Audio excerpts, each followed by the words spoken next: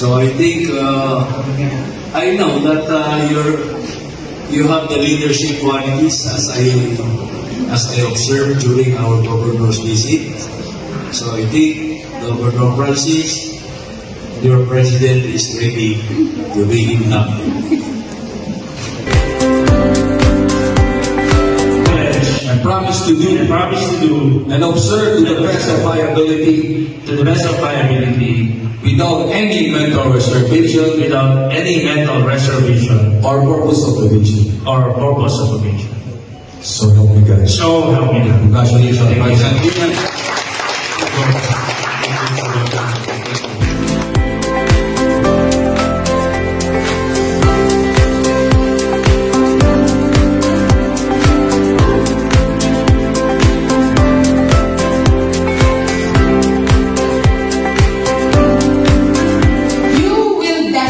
Face challenges, but remember the Rotarian motto, service above self, and this Rotary Years team create hope in the world.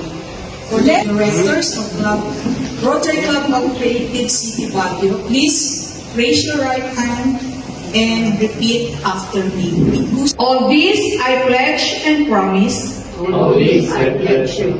to do and observe to the best of my ability without any mental reservation or purpose of evasion. So help me God.